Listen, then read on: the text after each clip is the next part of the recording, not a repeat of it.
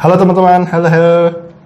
Sudah live, saya sudah melihat banyak orang hadir di sini. Halo ladies. Halo, hadir. Ya, oke. Tunggu sebentar, saya buka catatan saya dulu sebelum kita langsung. Mau ngapain sih kita hari ini? Kita hari ini mau ngobrol biasa aja. So, teman-teman welcome. Perkenalkan, saya Jose Aditya. Untuk kamu yang pertama kali melihat live dari akun ini, dari lovecoach.id, saya adalah Jose Aditya, pemilik akunnya. Dan saya bukan seorang content creator, saya bukan seorang influencer, saya cuma sebagai seorang love life coach yang kebetulan punya channel Instagram. Dan hari ini kita akan ngobrol-ngobrol sedikit. Jadi untuk kamu yang baru pertama kali join, baru pertama kali follow akun saya, lovecoach.id, welcome. Kita akan bicara banyak hal. Untuk hari ini sih spesifik, saya akan ngobrolin tentang topik yang mungkin kamu sudah tahu ya. Sudah saya email ke kamu dan sudah saya bikin itu juga pengumumannya di story.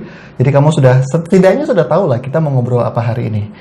Tapi nanti kalau seandainya masih ada waktu, kita akan lanjutkan sama tanya jawab. Jadi teman-teman silakan pantengin aja ya. Oke, so sampai mana kita? Saya pengen tahu dulu dong yang baru pertama kali melihat saya secara live, bukan di iklan, bukan di rekaman-rekaman saya yang sebelumnya, tapi first time, really first time ngelihat muka saya secara live. Boleh? Cung? Boleh Cung? Saya pengen lihat. Udah pada pulang kerja kan ya, jam 8 malam, hari Jumat, besok hari Sabtu dan Minggu. Tahu dong? Yes. Saya, oke, halo Mbak Nuris, halo Mbak Milia, halo Mbak Silenoviana. Nice to see you. Halo Mbak Rosidita, Mbak Nita, Mbak Tika, baik juga ya. Mbak Nevi, Mbak Evi. Halo. Kok gue manggilnya Mbak ya? Gue panggil nama aja ya. Biar enak ya. Anissa, Praditya, Lucy. Oke, good. Berarti cukup banyak. Terima kasih karena memang sekitar 1-2 minggu inilah ya. Kurang lebih ada sekitar 300 sampai 400.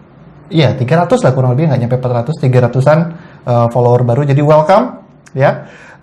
Semoga kalian bisa terbiasa dengan suara saya dan ekspresi saya. Dan biasanya saya kalau ngomong kadang-kadang serius banget, kadang-kadang nggak serius banget ya. Dan saya mau negasin dikit, terutama untuk kamu yang baru pertama kali hadir dan lihat saya live di Instagram. Kita live udah berkali-kali. Jadi ini bukan yang pertama kali, udah berkali-kali. Bahkan sebelumnya kita pernah rutin seminggu 2-3 kali, bahkan pernah juga seminggu sekali. Tapi karena jadwalnya padat, karena saya selain sebagai love life coach, saya harus kerja bikin produk, saya harus kerja bikin sistem di belakangnya, saya harus mengerjakan pekerjaan saya sebagai CEO di perusahaan saya sendiri. Jadinya live IG-nya agak tersendat-sendat. Tapi alhamdulillah hari ini ada jadwalnya. Dan untuk kamu yang baru pertama kali hadir, saya cuma mau ngasih tahu bahwa lovecoach.id ini, saya terutama Jose Aditya, itu bukan ngomong tentang cinta yang roman pecisan, yang I love you, so sweet banget, teknik PDKT, enggak, kita nggak fokus ke situ. Meskipun kita nguasain caranya dan meskipun kalau kamu jadi klien coaching saya, itu pun akan kita bahas, tapi bukan itu titik beratnya. Titik berat kita adalah true love. Titik berat kita adalah cinta sesungguhnya yang benar-benar cinta. Jadi bukan dalam arti dalam konteks pasangan suami istri saja atau kamu dan calon pasangan kamu saja, bukan itu, tapi lebih ke arah cinta sebagai energi yang bisa bikin kita tambah baik. Itu teman-teman, jadi cinta sejati. Nah, ngomong-ngomong cinta sejati, apa yang kita bahas hari ini? Yang kita bahas hari ini cukup krusial, sangat-sangat krusial. Karena yang kita bahas ini DM dan email pertanyaan yang sering masuk berkala. Setiap minggu ada aja yang nanya, lebih dari 1. Dan kalau misalkan kamu, saya sih gak mau buka ya, tapi kalau misalkan kamu melihat DM IG saya, atau kamu melihat inbox email saya, setiap kasus yang datang, itu ajaib sih. Ajaib yang pas baca tuh bikin saya gergetan. Kenapa? Karena saya tahu banget itu persoalannya sangat simple, tapi di sisi yang bersamaan saya sedikit kasihan sama mereka karena I know that feeling when kamu stuck gitu ya, nggak bisa ngapa-ngapain, kamu pengen ngelakuin ini salah, pengen ngelakuin itu salah, jadinya buntu kehidupan romansanya. Saya tahu betul rasanya, karena untuk kamu yang baru pertama kali follow, Saya mau cerita dikit, dulu sebelum saya jadi seorang love life coach, saya pernah jadi korban cinta, cielah. Untuk kamu yang follower lama ya pasti udah tahu ya. Saya nulis buku namanya Move On Formula yang sudah habis, sudah sold out, nanti akan dicetak lagi, insya Allah akan kita revisi. Di buku itu saya cerita sebelum saya jadi seorang love life coach, saya tahu betul gimana pahitnya dihianatin. Saya pernah jadi korban perselingkuhan, tapi bukan sebagai orang yang kedua ataupun bukan sebagai orang yang ketiga. Dan saya bukan juga orang yang keempat, tapi saya adalah orang yang kelima dari wanita tersebut. Jadi saya dipacarin sekaligus sama 5 cowok yang lainnya. Dan padahal waktu itu, ya namanya polos ya. Nggak polos sih. Sebenarnya gue nggak polos, cuma waktu itu gimana dong ya, cantik ya. Udah cantik, pinter gitu ya. Terbutakan mata ini. Dan akhirnya ternyata tertipu. Saya ternyata pacar yang kelima, persis yang kelima. Jalan-jalan, dan waktu itu pengorbanannya luar, ya nggak usah lah, kita nggak usah cerita ya pengorbanan. Nah makanya saya tahu betul ketika ada orang yang ngomong sama saya, coach gimana nih kok suami saya begini, coach gimana nih kok saya belum nemu jodoh sejati saya sampai sekarang, coach gimana, saya tahu rasanya, I know that feeling. Dan bukan hanya terjadi sama saya, itu pun terjadi sama keluarga saya sendiri, sama kakak saya. Dan untuk kamu yang baru pertama kali kenal sama saya, mungkin nggak tahu cerita ini, saya ceritain. Saya sebelum jadi seorang love life coach, yang bikin saya terjun menjadi seorang love life coach dan hanya melayani wanita, itu sebenarnya dari kakak saya sendiri. Jadi waktu itu, singkat cerita, kisah romansa saya sudah cukup membaik. Saya sudah ketemu dengan calon yang saya mau nikahi. Cuman, kendalanya ketika saya mau menikah, kakak saya belum menikah. Kakak saya perempuan, 30 something, cantik, tapi tidak punya pengalaman yang cukup dengan pria. Jadi bukan ada setiap pria yang datang sih, bahkan pria yang datang pun bisa dihitung jari selama puluhan tahun dalam hidupnya. Di 30 something itu, hanya hitungan jari selama 30 something itu untuk yang datang, yang entah itu yang cuma pengen kenalan ataupun yang pengen serius, itu cuma dihitung jari. Dan sebenarnya kakak saya waktu itu gak masalah saya nikah duluan, gak masalah, karena kakak saya mah slow orangnya, agak-agak cuek gimana gitu ya. Dan dia nggak masalah juga kalau misalkan waktu itu kakak saya dalam posisi, ya kalau misalkan pada akhirnya gue nggak ketemu ya it's okay. Dia sempat pernah ada di posisi itu. Tapi lagi-lagi, saya sebagai anak kedua, laki-laki, pun punya orang tua, tinggal satu-satunya, mama saya nggak setuju. Mama saya bilang, saya kan dipanggilnya meskipun udah gede gini, meskipun udah sekarang 30 something juga, suka dibilangnya, dek janganlah, kakakmu dulu lah, teteh dulu lah. Selalu begitu. Selalu teteh dulu, kakak dulu. Ya, gimana lagi ya?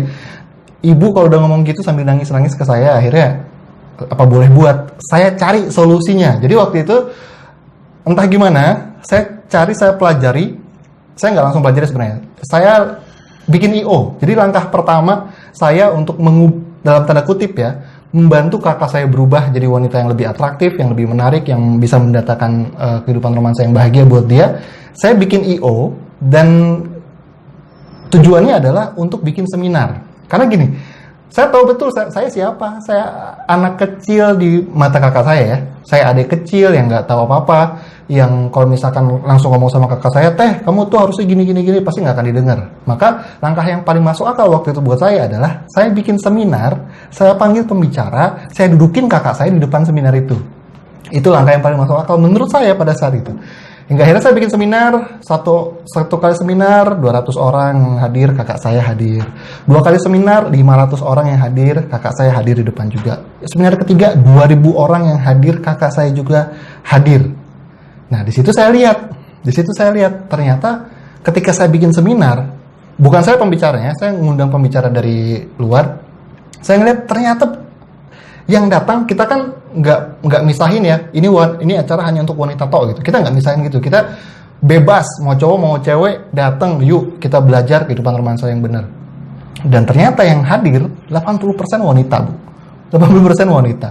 Dan semuanya mirip-mirip sama kakak saya. Secara finansial sudah tidak bermasalah, secara keilmuan cerdas luar biasa, tapi belum ketemu. Jadi tipikal-tipikal wanita mandiri yang keasikan karir, tapi lupa sama kehidupan romansanya. Dan itu banyak banget. Saya bikin 3 kali seminar dari 200 orang, 500 orang, 2000 orang.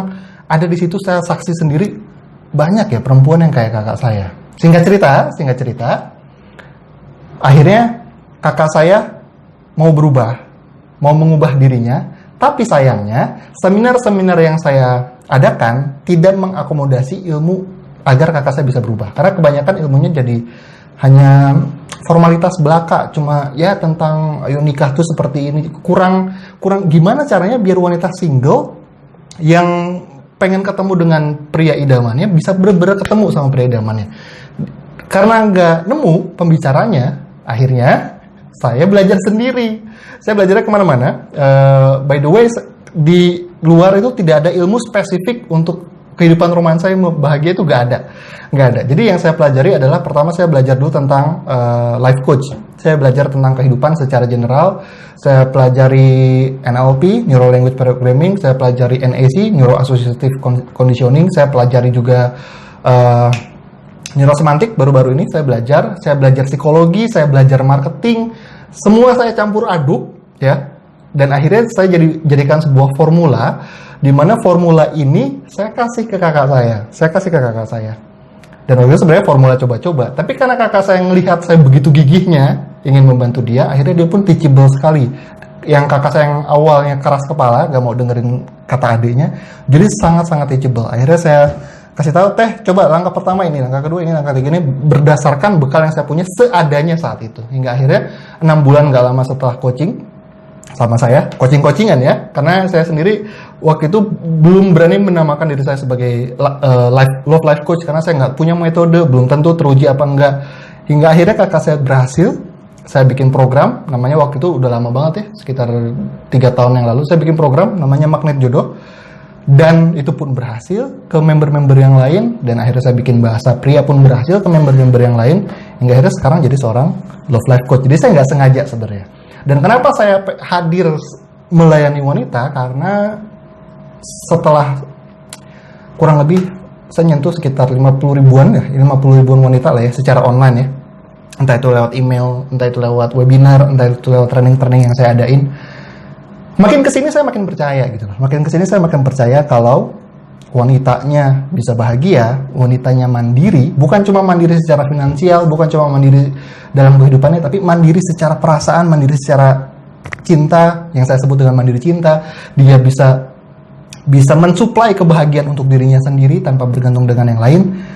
Dia akan lebih mudah ketemu dengan pasangannya. Dan ketika wanita bahagia, ini yang saya percaya juga, ketika wanita bahagia, dunia jadi lebih indah, Bu. Ya, ini bukan cheesy peasy yang kata-kata yang sok gimana gitu, bukan gitu, tapi kamu lihat aja deh, kalau misalkan kamu di rumah tangga ada 5 anggota keluarga, ada bapak, ibu, anaknya 3. Seandainya dari 5 anggota keluarga ini si ibu cuma si wanita aja bad mood, biasanya berantakan semua. Kalau si ibunya nggak bahagia, keluarganya biasanya berantakan. Tapi bandingin kalau misalkan ada keluarga, si suaminya lagi ngedown, si anaknya susah diatur, tapi si ibunya selalu happy, biasanya keluarga juga lebih baik. Nah, makanya saya lihat, oh ini kuncinya ada di wanita, makanya saya tidak membuka ini ke pria. Gitu teman-teman. So, itu pembukaannya, perkenalan saya untuk kamu yang baru pertama kali follow. Nah, sekarang kita langsung masuk ke materi ya. Materi hari ini adalah yang tadi. Oh ya, by the way, kakak saya sudah menikah, saya lupa shout out ya. Kakak saya sudah menikah. Habis kakak saya menikah, saya akhirnya pun menikah. Nah, kemarin ada DM ke saya, ini yang mau saya bahas hari ini. DM-nya adalah, coach gimana jika suami suka lihat-lihat cewek cantik, udah nikah nih, tapi si cowok, si lakinya masih suka scrolling. Wah, ini cewek cantik nih, di like, di love, di DM, tukeran WA, ketemuan, itu gimana coach? Oke ya. Saya akan bahas dari berbagai perspektif, karena hal ini pasangan yang genit itu bisa dialami oleh dua jenis hubungan kan. Yang pertama hubungan yang sudah menikah, yang kedua hubungan yang belum sampai jenjang pernikahan, yang masih calon suami. Oke, saya bahas dari yang paling gampang dulu. Kalau misalkan ini terjadi sama kamu dan kamu belum menikah dan si cowoknya genit kegatelan kayak gitu, saran saya cuma satu, cari yang lain udah. Mendingan cari yang lain.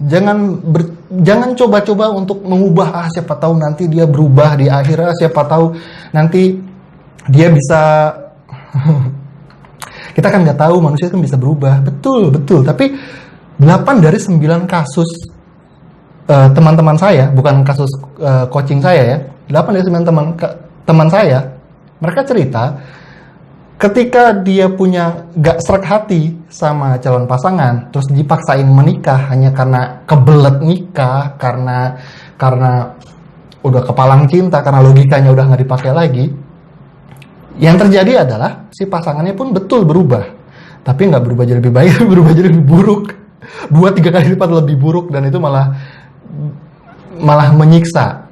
Dan gak heran teman-teman, gak heran kalau misalkan data perceraian Indonesia itu setiap per 2 tahun itu meningkat sampai 6%. Per 2 tahun meningkat 6% angka perceraian di Indonesia. Salah satunya karena apa? Karena maksa kebelet nikah, nggak bener-bener memvalidasi apakah ini pria yang tepat atau bukan buat gue, nggak pakai logikanya untuk memilih apakah ini pasangan yang tepat buat gue, hingga akhirnya ujungnya di end.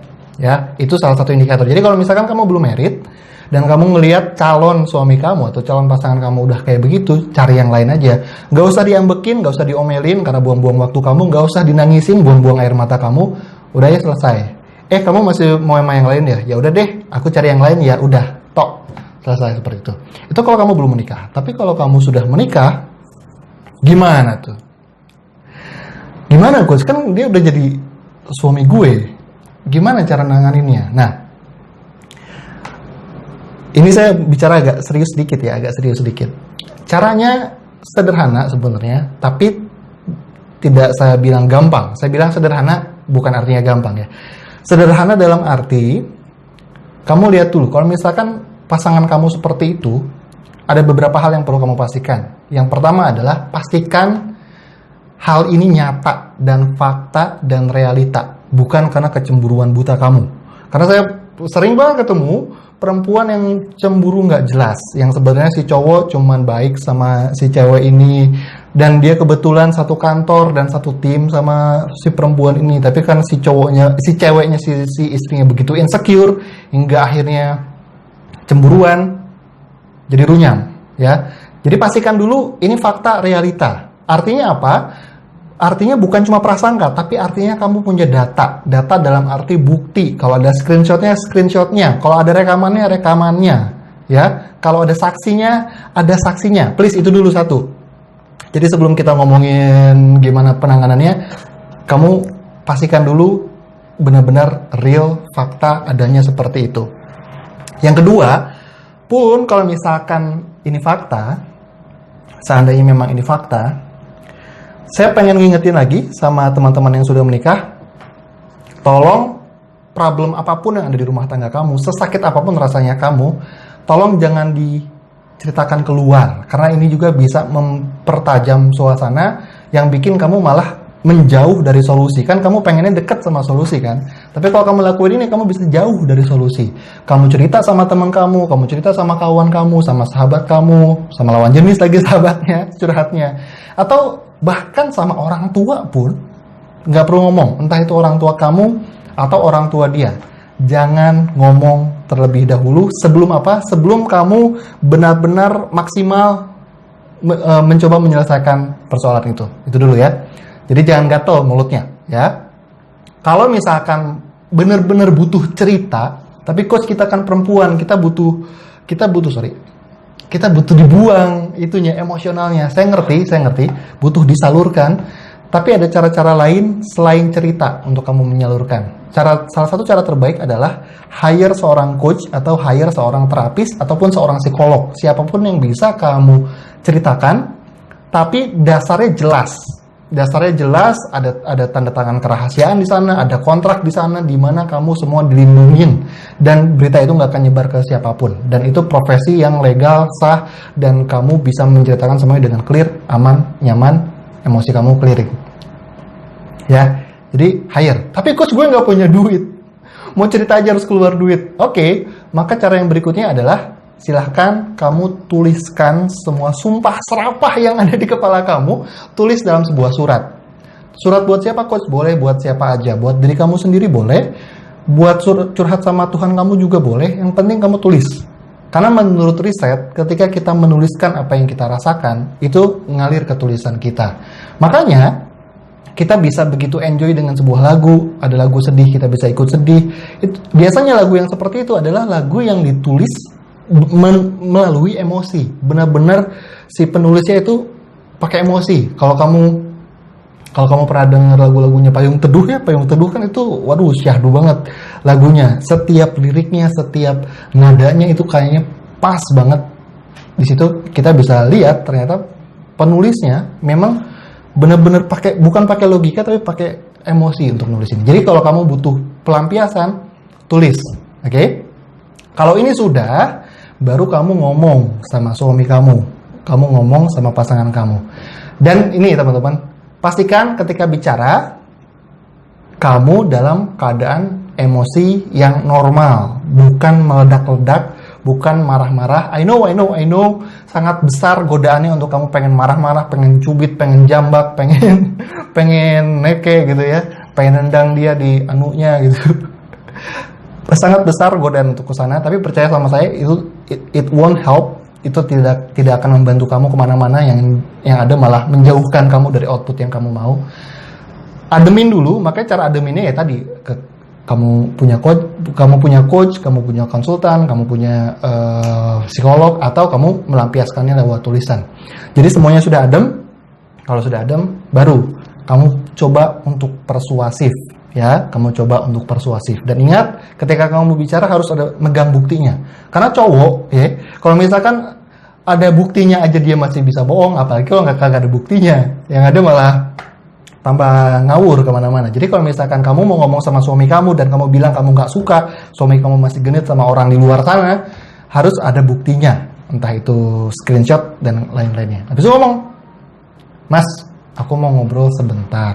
Nah ya, nah lihat nih kasusnya yang mana. Karena kasus genit seorang suami, itu biasanya ada beberapa level. Level yang pertama tuh cuma level imajiner. Dalam arti gini, kamu suka ngelihat suami kamu nge-like-in foto-foto model di Instagram, di love-lovein, di DM-DM-in, tapi dia orangnya nggak kenal sama model itu. Jadi benar-benar hanya, cantik ya, cuma kayak gitu.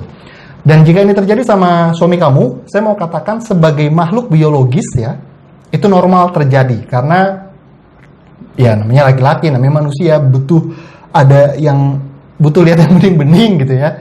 Itu normal terjadi pada laki-laki secara biologis, tapi secara suami itu nggak normal. Itu sebaiknya tidak dilakukan. Kalau misalkan dia suami, udah bukan saatnya lagi dia seperti itu. Nah, kalau misalkan masih di tahap itu, belum di tahap yang lebih jauh, cuma dia ngeliat doang, suka nge-like doang, omongin baik-baik. Cara ngomongnya gampang aja, Mas, kamu kok suka ngeliatin dia sih, emang dia kenapa sih? Apa sih yang kamu lihat dari dia? Terus kamu balikin lagi. Kalau seandainya ini aku ngeliatin cowok-cowok model gitu, kamu marah nggak sama aku? Gitu aja. Kamu marah nggak kalau misalkan aku nge-like, terus aku ngomong sama kamu, lihat ini perutnya six pack, pengen cubit. Kamu gimana rasanya? Biasanya kalau dibalikin seperti itu, si suami akan tahu, dan bahkan si suami pun sebelum dibilangin sebenarnya dia tahu dia salah. Cuma kadang-kadang ini bukan hanya terjadi pada suami, ini terjadi pada semua manusia. Kadang-kadang manusia tahu dia salah, tapi secara alam bawah sadar dia tidak mau mengakuinya. Jadi, kalau misalkan kamu datang dengan marah-marah sama dia, nuntut dan lain sebagainya, itu malah bikin pagar lebih tinggi dan kamu malah bikin tambah jauh sama dia. Tapi kalau kamu datangnya dengan adem, tidak judgmental, jadi ketika kamu nanya itu kamu gak judgmental, kamu cuma nanya as a person, dan kamu bicara untuk mengerti, kamu ingin mengerti apa sih sudut pandang dari dia. Karena salah satu kunci kamu bisa persuasif sama pasangan adalah dengan cara, agar kamu bisa dimengerti sama pasangan kamu, adalah dengan cara kamu mengerti terlebih dahulu. Kenapa dia melihat seperti itu, alasannya apa yang dilihat, apa yang dinikmati, apa yang dia suka. Benar-benar kamu cari tahu tanpa judgement. Kenapa? Ada beberapa hal kenapa ini baik untuk dilakukan. Ketika dia biasa terbuka, maka inti permasalahannya akan mudah untuk ditemukan. Kalau misalkan dia bilang, iya soalnya sebenarnya aku bosen. Bisa aja nih cowok ngomong gini, sebenarnya aku bosen, kita gini-gini aja rumah tangganya. Atau aku nggak pernah lihat kamu pakai baju yang ini, ya kan namanya cowok ya. Aku jarang ngelihat kamu agak nakal dikit. aku jarang ya hal-hal yang seperti itu.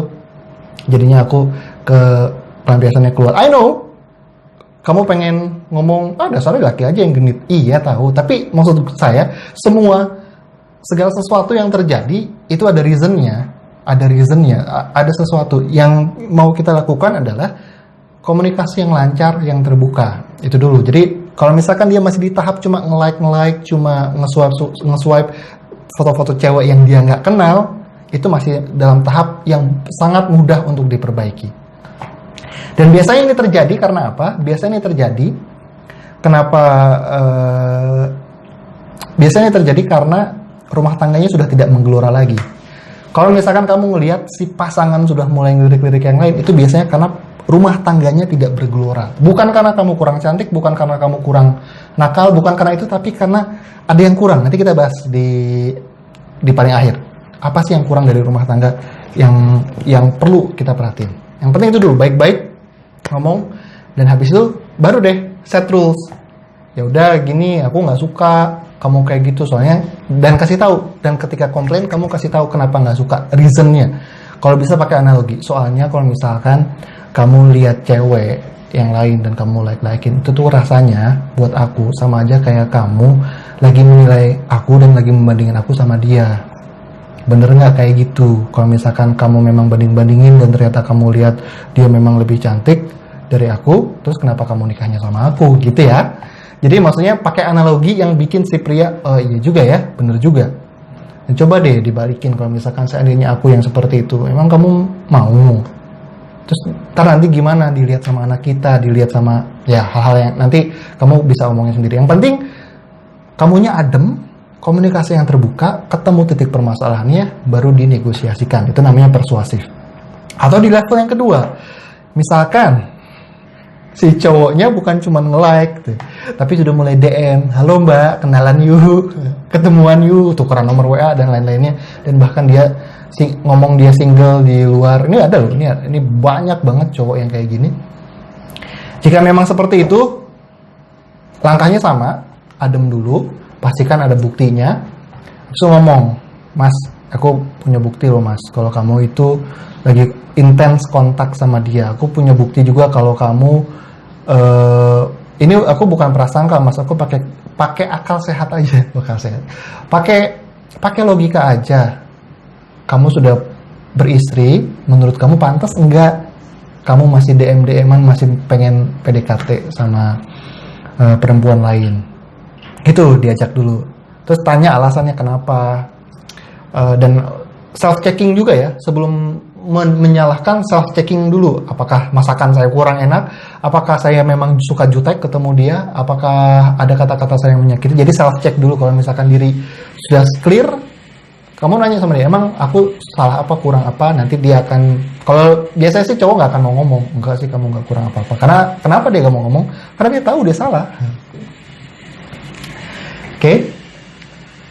And in the end, kasus yang kedua itu jauh lebih berat untuk diperbaiki kalau kamu nggak punya seorang coach ya.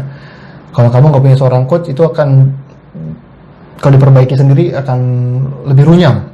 Dan lebih runyam juga kalau misalkan keluarga ikut, bokap ikut, nyokap ikut, mertua ikut, wah itu lebih runyam lagi. Apalagi tambah kakak, adik ikut, wah itu tambah runyam.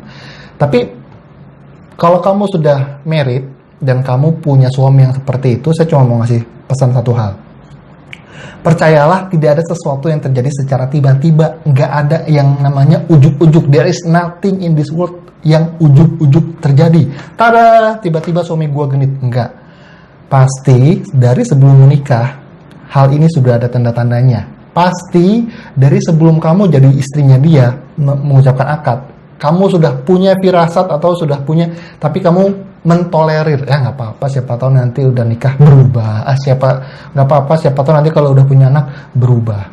Asumsi-asumsi itu yang sebenarnya bikin wanita terjebak di kondisi yang seperti ini. Dan kenapa ini bisa terjadi sama wanita yang sudah menikah?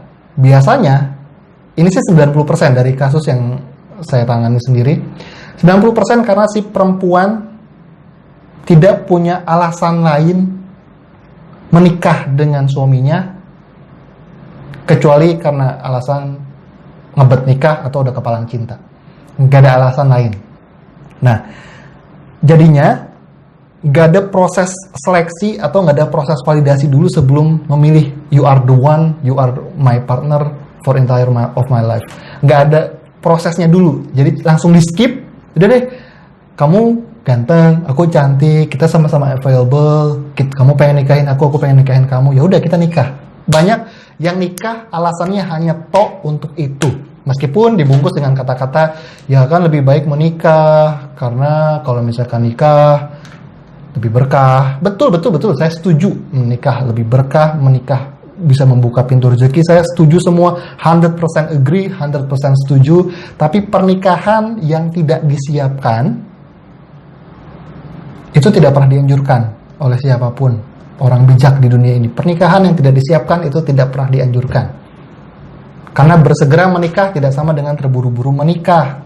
Kalau kebelet menikah, pengen nikah kepalang sayang, itu namanya kebelet, terburu-buru, takut kehilangan. Ya, beda kalau bersegera itu, saya sudah tahu kualitas saya sudah tahu kualitas kamu, saya sudah melakukan proses checking sehingga kita sudah bisa pastikan kita klop kurang lebihnya. Maka dengan satu sama lain sudah tahu keadaan ini, kita merit. Harusnya begitu, teman-teman. Nah, sayangnya hal sesimpel ini tidak dilakukan oleh kebanyakan perempuan di luar sana. Nah, makanya ini yang saya bilang di awal, saya hanya bicara tentang cinta sejati.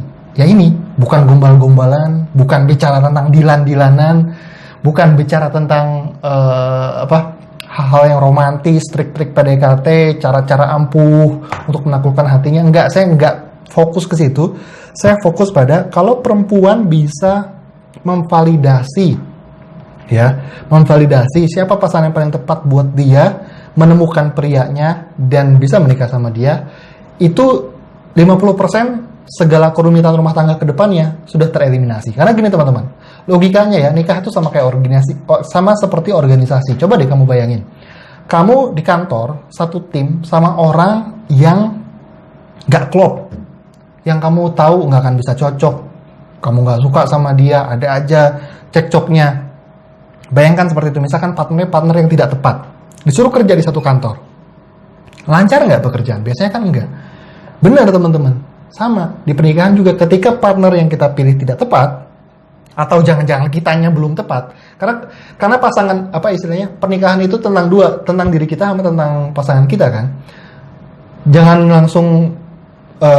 langsung menjudge semua salah pasangannya, tapi biasanya ini terjadi karena kitanya juga gitu. Dengan kita tidak melakukan evaluasi di awal, itu pun sudah membuktikan bahwa kita bukan orang yang tepat. Sudah membuktikan bahwa kita belum pantas sebenarnya untuk ada di tahap itu. Ya, jadi ini logika sederhana. Kamu pastiin dulu diri ini siap. Kalau misalkan diri ini siap, baru cari pasangannya. Habis itu kamu validasi, baru merit. Jadi kalau misalkan kamu yang masih single gak mau ketemu sama cowok macam ini di pernikahan, harus memvalidasi benar-benar dari awal banget ya. Jadi gimana sih Coach cara memvalidasi yang benar? Simple aja ya, saya simpelnya aja, karena kalau lengkapnya kita bisa seminar 1 hari sendiri, tapi simpelnya aja, bikin kriteria yang benar-benar jelas tentang siapa sih orang yang cocok untuk kamu ya. Dan kriteria ini bukan cuma kriteria ganteng, penghasilannya tinggi, tajir melintir, suka jalan-jalan ke luar negeri, beliin saya tas Gucci. Bukan itu, bukan. Tapi adalah kriteria-kriteria daleman yang nggak kelihatan. Contohnya, beliefnya apa? Bukan cuma belief agama ya. Saya setuju lebih baik kamu menikah dengan yang seiman. Ya, saya lebih setuju kamu menikah sama yang seiman. Karena kalau bukan sama yang seiman, wah itu headache, bikin tambah rumit ke depannya. Terus yang kedua adalah belief tentang, bukan belief tentang iman, tapi belief tentang apa yang saya percaya di dunia ini, apa yang benar, apa yang bisa ditolerir, apa yang nggak bisa ditolerir, bagaimana saya memperlakukan orang tua. Belief yang seperti itu yang perlu kamu lihat dari awal. Terus yang kedua, value atau nilai-nilai apa yang dipegang. Misalkan nilai kejujuran, nilai kesetiaan, nilai apa yang dipegang. Dan lihat juga apakah nilai itu cocok sama kamu atau enggak. Karena gini, kebanyakan kita sama seseorang, ketika nggak cocok, itu biasanya nggak cocok bukan dalam arti dalam karakter ya, tapi nggak cocok dalam tingkatan value biasanya. Saya percaya bahwa kerapihan adalah nomor satu, tapi ternyata dia percaya yang penting santai, berantakan nggak apa-apa. Nah itu bisa berantem tuh, gitu doang. Ya, jadi pastikan secara value kamu mix and match. Bukan artinya sama, tapi match, bisa saling mendukung. Ini panjang lah kalau misalnya. Dan yang terakhir adalah tentang purpose. Tentang goals, kenapa mau menikah. Nah lo, kenapa mau menikah? Ini selalu saya di setiap live video IG saya selalu ngomong, apa tujuan kamu mau menikah? Karena kalau kamu nggak ketemu tujuannya, apalagi tujuannya cuma pengen menggapai ridho ilahi, yang cuma formalitas itu, kamu akan sulit untuk ketemu yang tepat, dan biasanya chance untuk kamu berproses di kehidupan rumah tangga untuk lebih bergelora, bergairah, itu biasanya agak kurang. Karena suami yang suka lirik-lirik yang lain, atau kamu yang udah mulai suka lirik-lirik cowok lain di kehidupan pernikahan, itu biasanya karena pernikahannya tidak menggelora. Dan salah satu alasan, ini yang saya tadi janjiin ya, salah satu alasan kenapa pernikahan tidak menggelora adalah karena kurangnya tujuan. Nggak ada purpose. Tujuannya cuma aku suka kamu, kamu suka aku, yuk kita begini punya anak. Habis itu anaknya kita sekolahin, anaknya nanti kita nikahin, nanti kita mati, anak kita terus hidup. Cuma gitu doang kebanyakan. Literally nggak ada yang bener-bener kita ngapain nikah ya? Ngapain ya? Nah, untuk pernikahan kamu bisa bergelora, ini tips untuk kamu yang udah nikah. Pastikan kamu punya goals, punya mission yang bisa dicapai bersama. Dalam arti ada pembagian tugas. Oke, Pak suami kamu ngerjain apa? Oke, aku Bu istri aku ngerjain apa? Kerjasama untuk ngebawa si pernikahan ini menuju tujuan. Nah ini yang sering salah paham. Banyak wanita yang menganggap bahwa pernikahan itu tujuan. Setelah menikah nggak tahu, buta arah karena dia pikir dia sudah ada di garis finish. Padahal belum. Pernikahan ini adalah kendaraan menuju tujuan kamu. Sebagus-bagusnya kendaraan, jet pribadi, Lamborghini, apalagi ya, pesawat ulang-alik. Kalau tujuannya nggak ada, pesawatnya bakal jadi bangke, nggak akan kepake jadi apa-apa. Jadi itulah kenapa kamu butuh journey. Kenapa? Karena dengan punya misi, kamu bisa bertumbuh bareng-bareng. Dengan punya journey, dengan punya misi, kamu jadi tahu progres kita sampai sejauh apa. Ada sense of contribution di situ, ada sense of growth di situ, hingga akhirnya kamu berdua saling isi. Kamu saling isi, susah bareng, seneng bareng, dan menggelora gitu. Dan kamu bisa bikin games atau rules. Saya sih suka apa ya? Saya suka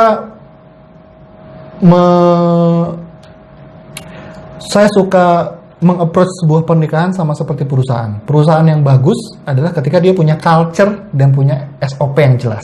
Semakin jelas culture-nya, semakin jelas SOP-nya, perusahaannya akan semakin maju. Begitu juga dengan pernikahan. Pernikahan yang bagus, selain punya mission, dia harus punya SOP, dia punya KPI, dan dia punya culture di rumah tangganya. Nah, itu kamu bisa bikin berdua seru-seruan. Dan kalau ini orang yang nggak tepat dari awal, boro-boro teman-teman, boro-boro gitu ya. Jadi harus dari awal nih. Mencegah lebih baik daripada mengobati. Kalau yang kepalang suaminya lagi genit-genit, kamu ngomongin dulu pelan-pelan, sampai di satu titik kamu ngerasa saya bisa hadapin ini apa enggak. Ya, dalam arti gini, kalau misalkan hubungan pernikahan itu sampai sudah membahayakan jiwa, raga, dan mental, maka saya lebih baik mendingan udahan. Ya, saya tidak menyarankan kamu seperti itu, tapi maksudnya kamu yang tahu sendiri. Tapi seandainya ini sudah benar-benar membahayakan nyawa, jiwa, dan mental, lebih baik tutup buku, mulai lagi yang baru. Ya, itu menurut saya, daripada tambah banyak dosanya kan. Berantem terus itu dosa loh. Jadi lebih baik tutup buku, habis itu baikan udahan ya kan. Terus yang kedua, kalau misalkan si suaminya terus dan kamu ngerasa kamu masih bisa untuk menghadapinya, pastikan gak cerita-cerita kemana-mana, hadapi sendiri, atau bisa juga hire seorang coach atau seorang konsultan pernikahan, hadapi semua sama coach kamu, minta bantuan, gimana caranya, doa terus sama Tuhan, karena manusia pasti bisa berubah. Tapi yang pasti yang saya pengen kasih tahu sama kamu dan saya pengen garis bawahi, manusia bisa berubah tapi bukan kamu yang mengubahnya, ya. Pasangan kamu bisa berubah, tapi bukan kamu yang mengubahnya. Karena yang bisa mengubah dirinya adalah dirinya sendiri. Dirinya sendiri. Ya, jadi kamu tidak bisa berharap dia berubah, tapi kamu bisa membantu dia, menginspirasi dia untuk berubah pelan-pelan, pelajari cara yang terbaik. Dan salah satu cara yang terbaik adalah pakai bahasa pria. Saya punya produk namanya Bahasa Pria. Silahkan pelajari gimana caranya memahami si pria dari tingkat alam bawah sadarnya, bahwa pria itu butuhnya apa sih, kenapa sih dia melakukan ini, gimana caranya mengkomunikasikan hal yang saya nggak suka tapi dengan cara yang adem, gimana caranya biar saya nggak terlalu meledak-ledak, gimana caranya biar saya nggak terlalu menuntut. Itu semua sudah kita bahas di Bahasa Pria. Jadi kalau kamu yang sudah menikah pengen memperbaiki ini, bisa pelajari di sana. Dan untuk kamu yang belum menikah dan pengen tahu juga caranya, kamu juga bisa pelajari di sana ya. Gampang. Yang paling begitu teman-teman.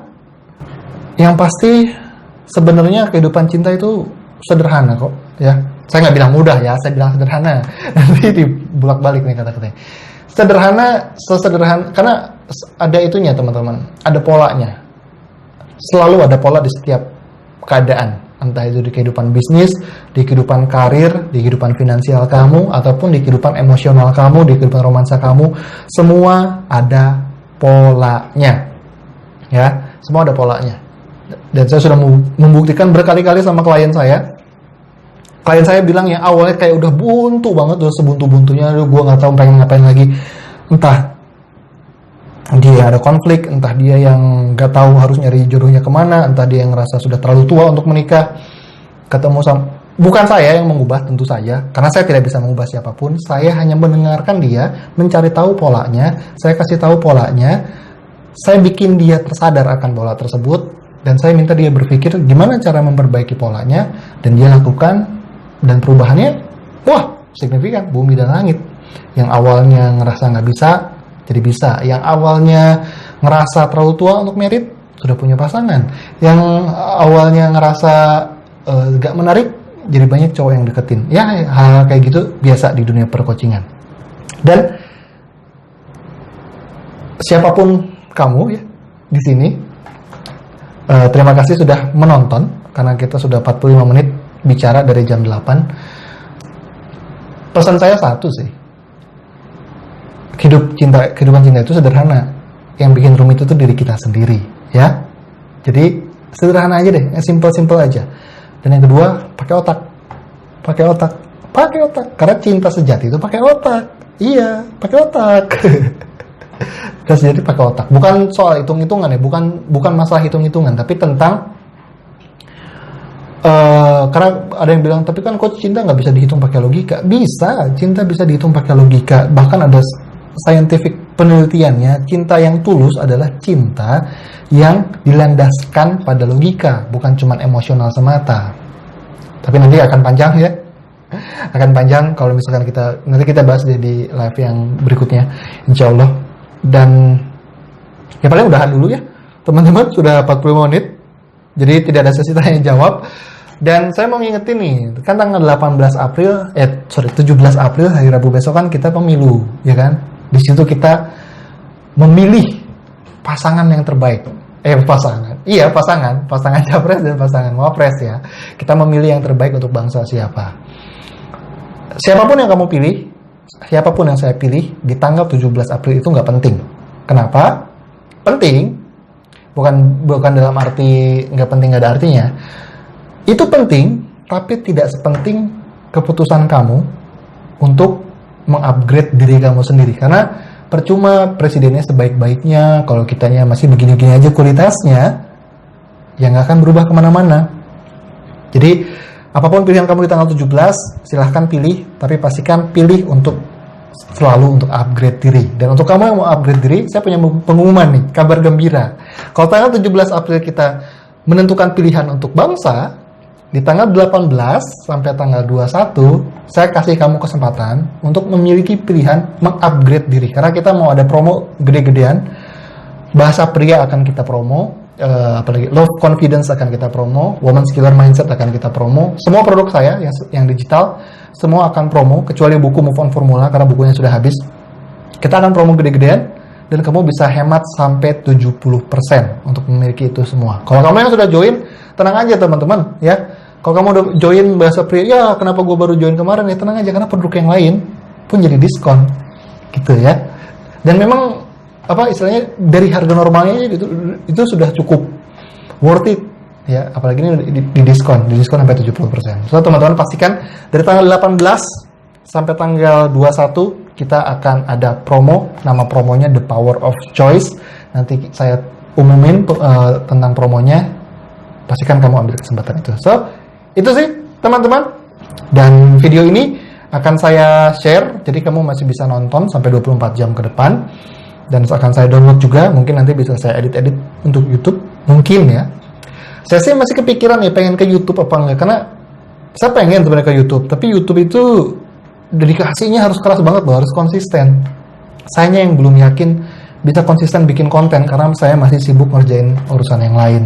So teman-teman, entah follower yang baru atau follower yang lama, terima kasih sudah menyimak 45 menit saya ngoceh-ngoceh depan kamera sama kamu. Semoga kita bisa ketemu, mungkin nanti ada seminar. Rencananya sih kita Oktober, November, Desember lah ya. Kita mau ada seminar, kita ketemu rencana di Jakarta. Semua masih direncanakan. Tadinya mau April seminarnya, tapi karena bentrok sama Pilpres, kita gak mau ambil resiko daripada kita buntung, rugi ya. Lebih baik nanti aja kita undur ke belakang. So teman-teman, terima kasih sudah menyimak. Semoga bermanfaat apa yang saya omongin. Ambil yang baik, yang gak baik tinggalin aja. Oke, saya Jose Aditya pamit. Be great, be love, and start the day. Dadah.